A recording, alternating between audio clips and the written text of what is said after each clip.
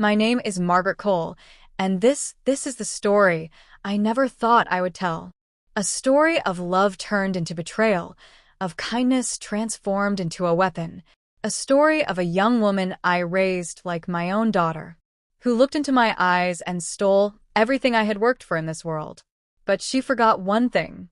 I may have been fragile, but I was never weak. I remember the night I first saw Elise, shivering outside a shelter on Tryon Street in uptown Charlotte, drenched in the cold November rain. She was just 16, skinny, scared, and alone. I couldn't walk past her. Something in her eyes reminded me of the daughter I lost years ago. So, I did what any mother's heart would do. I took her home. I fed her, clothed her, enrolled her in school, gave her a room beside mine. Within months, she started calling me Mom. And I didn't correct her. Maybe I needed to hear that word again.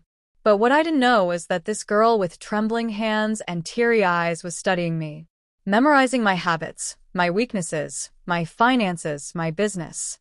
Years later, on a sunny afternoon that should have been peaceful, I walked into my office to check my accounts. And what I found made my heart stop. My entire savings, my house documents, my business papers, everything tied to my late husband's estate. Gone. Transferred. Signed off. Stolen. By the very girl I loved like a daughter. And the betrayal didn't come quietly. It came like a knife to the chest, signed with her new name, Elise Cole. That day, the mother in me died. And something else was born. Justice. I rushed to confront Elise, expecting tears, guilt, panic, something human. But when I found her at the dining table scrolling through her phone, she looked up calmly, almost proudly. Mom, she smiled, you finally saw it. Her voice wasn't trembling. Her eyes weren't afraid. It was as if she had rehearsed this moment. She told me she deserved everything, that she had worked for it, that I owed her for giving her a future. She claimed I never truly saw her and that she was simply taking what belonged to her by effort. My knees weakened. How could you? I whispered. Her face hardened. Because you're old, Margaret. And you won't need these things soon. I'm the future. Those words cut deeper than the theft. The police arrived hours later, but her documents were forged flawlessly. My signatures replicated. Her ID changed to carry my last name. Every account showed her as a legal beneficiary. Every step had been planned, calculated, perfected. She didn't just steal my life. She had prepared to replace me. That night, I sat in my empty living room, surrounded by memories and the ghost of my old life. I promised myself one thing. If Elise wanted to be my daughter badly enough to steal the title, she would also learn what happens when a mother rises. While Elise celebrated her new identity, I hid in the shadows. I moved into a small motel in Gastonia, North Carolina, using cash only. I needed anonymity. I needed silence. And most importantly, I needed information. Revenge without strategy is just anger. I chose to be precise. I contacted Caleb, an old friend of my late husband, a cybersecurity expert, discreet and loyal. When he heard what Elise did, he didn't just agree to help. He swore he wouldn't stop until justice was served. Margaret, he said, tapping on his laptop, every criminal leaves fingerprints, even geniuses. We traced Elise's actions. One detail stood out. She had a new partner. Someone advising her. Someone older, experienced, dangerous. A man named Victor Hale, a con artist wanted in 3 states. Elise wasn't acting alone. She was being shaped, molded, weaponized. Caleb leaned back, eyes wide. She's involved in something big. Bigger than she understands. I felt a chill. Not only did Elise betray me, she was being groomed to betray much more. But that became my leverage. If Elise wanted to steal my life, she would soon learn I knew exactly where hers could crumble. And I was patient. The kind of patience only betrayal can teach. My late husband left me a small but powerful real estate company, Cole Properties Group. Elise stole it overnight and renamed it Elise and Hale Investments, making Victor the silent founder. But their biggest mistake? They tried to move too fast. Caleb discovered internal emails. Elise had filed fraudulent contracts with investors in Atlanta and Dallas, overstating property values. Investors who believed her lies could lose millions. I realized something. I didn't need to destroy Elise. I needed her to destroy herself. Caleb created an anonymous whistleblower file containing fake leads mixed with real evidence, then sent it to the investors. Suddenly, Elise's phone began ringing nonstop. Her office panicked. Victor disappeared from her side, and I watched from afar as confusion set in. She thought she stole a life of luxury, but what she stole was far more dangerous. Responsibility, the kind she had no idea how to manage. In her desperation to imitate me, she forgot one thing. She wasn't me. The bigger the pressure, the faster Elise unraveled. She moved into my house in South Park. Wearing my jewelry, using my perfume, posting pictures online pretending to be a young millionaire. But the investors started demanding audits. Victor vanished, leaving her to face everything alone. And Elise, who had lived most of her life surviving, not thinking, panicked. She tried reaching me, called my voicemail, sent emails, even cried in a video message. But I didn't answer. She had taken everything, including the right to hear my voice. As the heat increased, Elise made another mistake. She forged a new set of property papers, altering federal records. But this time, Caleb caught her in real time. We now had enough evidence to bury her. But revenge isn't about burying. Not yet. It's about letting the guilty dig their own grave slowly. And Elise was digging beautifully. 3 weeks into Elise's unraveling, I decided it was time to step closer, quietly. I reached out to Linda Rodriguez, the longest-serving employee at my former company. She had known me for 14 years and instantly recognized that something was wrong the moment Elise took over. Linda didn't know where I had gone, but she knew Elise wasn't me. "She acts like you're dead," Linda whispered during our secret meeting at a diner outside Concord, North Carolina. She slid a folder across the table. Inside were copies of internal memos Elise wrote, attempting to force employees into signing fraudulent documents. Some resisted, and Elise fired them. Others were scared into silence. "That girl is dangerous," Linda warned. "She's working with criminals, and she's way over her head." I squeezed her hand. "I know. And that's why I won't let her destroy anyone else." Linda looked at me with worried eyes. "She already destroyed you." "No," I said quietly. "She only thinks she did." That night, as I drove back to the motel, I felt a shift. I wasn't the broken woman she left behind anymore. I was the woman who would expose her, piece by piece. The first domino had fallen. Elise had always been impulsive, but partnering with Victor Hale was her most reckless mistake. A seasoned con artist with charges pending in Texas, Georgia, and Illinois, Victor didn't choose people, he cultivated victims. Elise, craving power and belonging, was the perfect target. Caleb finally tracked Victor's activity. He was hiding in Chicago, moving money from Elise's accounts into offshore shells. Elise believed he abandoned her. In reality, he was preparing to throw her under the bus. One evening, I watched Elise from a distance as she sat alone in a rooftop restaurant in uptown Charlotte, frantically calling Victor. 1 call, 2 calls, 7. No answer. Her world was shrinking. Caleb grinned. When the mentor disappears, the student collapses. But I shook my head. Elise wasn't collapsing yet. She was evolving into something more desperate.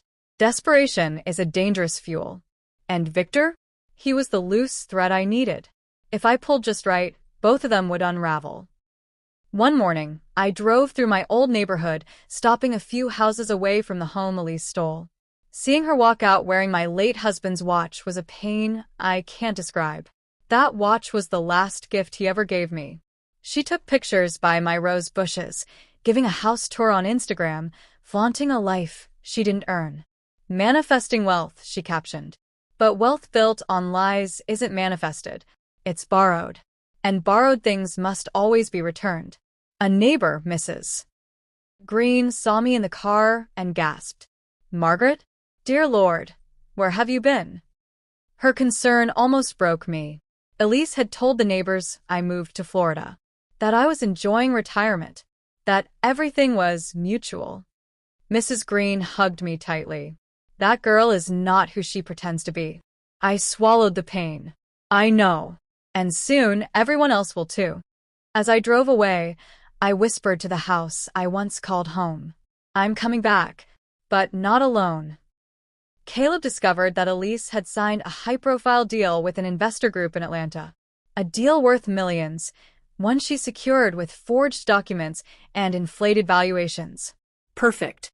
We prepared a concise, evidence-packed anonymous packet and delivered it to the investors. Within days, Elise received a lawsuit threat. She panicked publicly. Her meltdown began on a Zoom call leaked later by an employee. She screamed, blamed everyone, even threw a vase across the room. The cracks weren't cracks anymore. They were fractures. And fractured people do foolish things. She fired half the staff in a rage, claiming they weren't loyal. Linda texted me. She's spiraling, Margaret. The investors are coming for her. What's next? I replied only one line. Next, she loses her partner. The stage was set for Victor Hale. Through contacts Caleb had in law enforcement, we pieced together Victor's history. Elise didn't know she was merely his stepping stone. Every woman he partnered with ended in legal disaster while he vanished untouched. I arranged for anonymous evidence to be sent to Elise, documents proving Victor used her company to launder money, bank statements, transaction logs, photos of Victor with 2 other women he coached. The moment she opened those files, her breath left her body. She froze, then screamed, then sobbed. Her mentor, her lover, her co-strategist. Had been setting her up to take the fall. She tried calling him again. Voicemail. Again. Voicemail. Again. Disconnected. In her loneliness, Elise did something unexpected. She drove to my motel, sat in her car for 45 minutes. Crying. Begging God, fate, or anyone listening to help her. But she didn't knock. Guilt only knocks when a heart is ready to change. And Elise wasn't ready. Not yet. At 2:13 a.m., my phone buzzed. It was Elise. Mom, please pick up. I'm in trouble. Victor is gone. Investors want to sue me. I can't do this alone. Please. I need you. I know I hurt you. I know I messed up. Just please. I listened, but I didn't answer. Some lessons require silence. Some wounds only close when the person who cut them understands the weight of the knife. When she realized I wasn't picking up, she cried harder. I only did it because I felt like I finally had power. I didn't think you'd disappear. Those words were the closest thing to remorse I had heard from her. But remorse wasn't enough to undo the damage. Not yet. Revenge alone wasn't my goal. Reclaiming my life was. Caleb and I called it the Phoenix Plan, the strategy to restore everything Elise stole while exposing her entire criminal chain. Step 1. Pressure Elise financially. Step 2. Push Victor out of hiding. Step 3. Reclaim legal ownership of my properties. Step 4. Reveal Elise's fraud to the right authorities. Step 5. Ensure a poetic justice conclusion. It would take weeks. But I wasn't the scared mother anymore. I was the architect of her downfall. And she didn't know the walls were already closing in. Another investor group, this time from Dallas, found inconsistencies in Elise's paperwork. They sent a legal complaint and demanded an in-person audit. Elise panicked again, calling Victor repeatedly. No response. She tried forging new documents, but now her hands trembled. Mistakes slipped in. Dates didn't match. Numbers contradicted each other. Caleb intercepted her digital records. Perfect, he said. We have not just fraud. We have sloppy fraud. That's the type prosecutors love. Elise had no idea every step she took added weight to the chain tied around her ankles. The drowning was slow, and that was intentional. A local business reporter, Sarah Coleman, picked up the Dallas story. She wrote an article titled, "Young CEO Under Scrutiny for Suspicious Real Estate Dealings." The story went viral. Investors froze contracts. Employees quit. Clients backed out. Elise held an emergency press conference, trying to imitate confidence. But the camera captured her shaking hands, sweat forming on her forehead.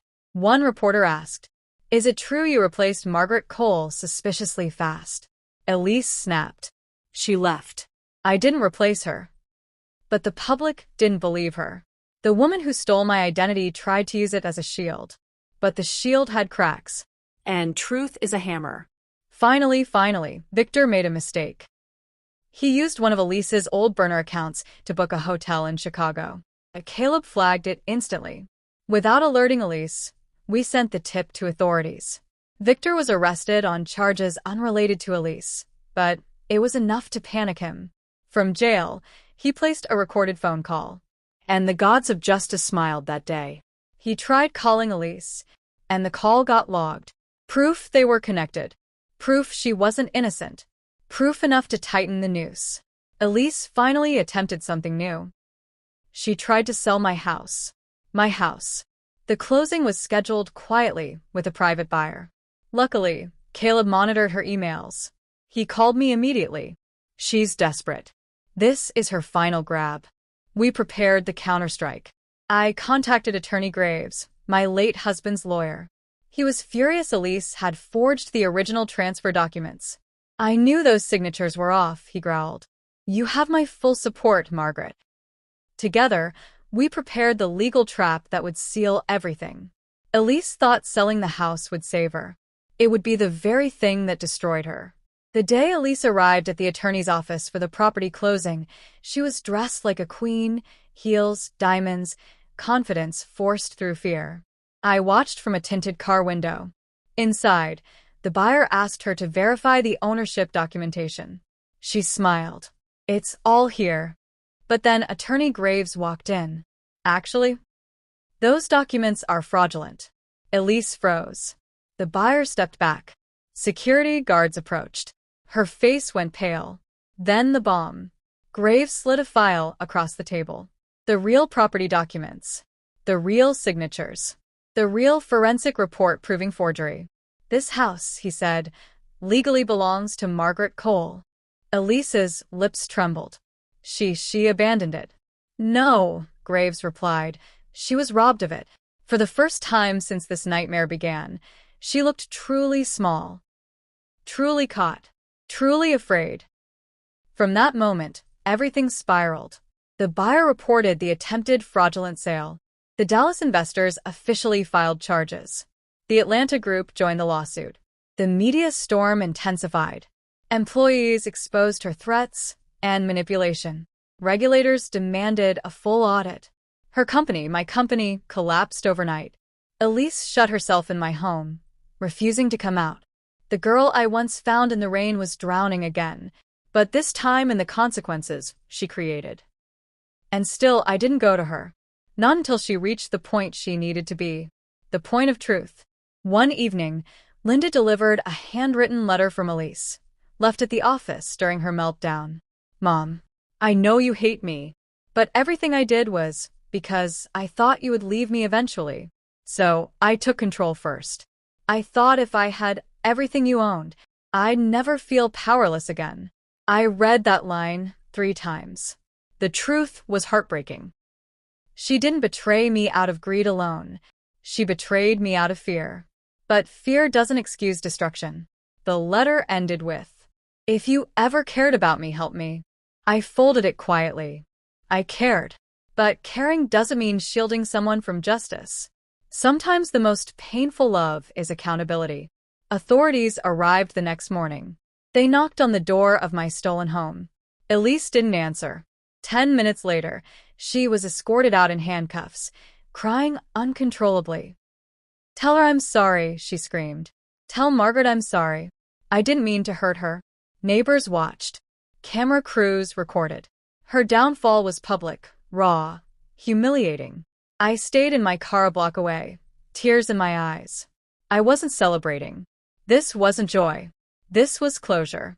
The law did what it had to do. But I wasn't done. Justice wasn't complete yet. Not until the final chapter. During the trial in Charlotte's federal court, Elise avoided looking at me. The charges were heavy. Fraud. Forgery. Identity theft. Money laundering through Victor. Investor deception. Attempted fraudulent property sale. Her lawyer tried to paint her as a manipulated young woman led astray by Victor. But the evidence was overwhelming. The judge asked if I wanted to speak. I rose slowly. I didn't come to destroy Elise, I said. I came to reclaim what was stolen. And to ensure she never hurts anyone else again. Elise broke down sobbing. It was the first honest emotion she showed publicly. But honesty doesn't erase consequences. After the trial, Elise requested a private conversation before sentencing. I agreed. She sat across from me in a small courthouse room, hair messy, eyes swollen, hands trembling. "I'm sorry," she whispered. "I didn't know how to love without taking. I thought you would leave like everyone else. I thought stealing your world would make you stay." I breathed deeply. "Elise, I never left you. You pushed me away when you chose greed over love." She cried harder. "I ruined everything." "No," I said gently. "You ruined yourself. But you can rebuild. Just not with my life." She nodded slowly. For the first time, she understood. The judge delivered. 6 years in federal prison. Mandatory therapy. Full restitution to victims. Permanent removal from my company. A lifetime ban from real estate dealings. Elise collapsed in tears. The courtroom was silent. Justice wasn't loud. Justice wasn't cruel. Justice was exact. As she was led away, she turned to me. "Thank you for raising me, even if I failed you." And I nodded. "I hope prison teaches you what I couldn't." This wasn't revenge anymore. This was resolution. With Elise sentenced and Victor imprisoned, everything she stole returned to me. My home, my savings, my business, my identity, my peace. But I rebuilt the company under a new name, Phoenix Coal Realty, because I had risen, stronger, wiser, Sharper. I hired back every employee she fired, gave bonuses to those she mistreated, restored trust where she had shattered it. The community welcomed me back with open arms. But something lingered. A final step of justice. One meant not for Elise, but for the girl she used to be. On Elise's first day in prison, she received a letter. My letter. Inside it was a single page. "Elise, I forgave you, not because you deserve it, but because I deserve peace. You didn't lose everything. You lost what you stole. Now you have a chance to build something real. Do it honestly." After the trial, Elise requested a private conversation before sentencing. I agreed. She sat across from me in a small courthouse room, hair messy, eyes swollen, hands trembling. "I'm sorry," she whispered. "I didn't know how to love without taking. I thought you would leave like everyone else. I thought stealing your world would make you stay." I breathed deeply. "Elise, I never left you. You pushed me away when you chose greed over love." She cried harder. "I ruined everything." "No," I said gently. "You ruined yourself. But you can rebuild. Just not with my life." She nodded slowly. For the first time, she understood. The judge delivered. 6 years in federal prison. Mandatory therapy. Full restitution to victims. Permanent removal from my company. A lifetime ban from real estate dealings. Elise collapsed in tears. The courtroom was silent. Justice wasn't loud. Justice wasn't cruel. Justice was exact. As she was led away, she turned to me. "Thank you for raising me, even if I failed you." And I nodded. "I hope prison teaches you what I couldn't." This wasn't revenge anymore. This was resolution. With Elise sentenced and Victor imprisoned, everything she stole returned to me. My home, my savings, my business, my identity, my peace. But I rebuilt the company under a new name, Phoenix Coal Realty, because I had risen, Stronger. Wiser. Sharper.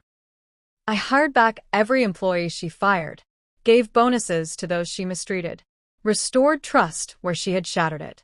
The community welcomed me back with open arms. But something lingered. A final step of justice. One meant not for Elise, but for the girl she used to be. On Elise's first day in prison, she received a letter. My letter. Inside it was a single page. Elise, I forgave you. Not because you deserve it, but because I deserve peace. You didn't lose everything. You lost what you stole. Now you have a chance to build something real. Do it honestly. Sincerely, Margaret. Attached was a receipt. A deposit. Margaret.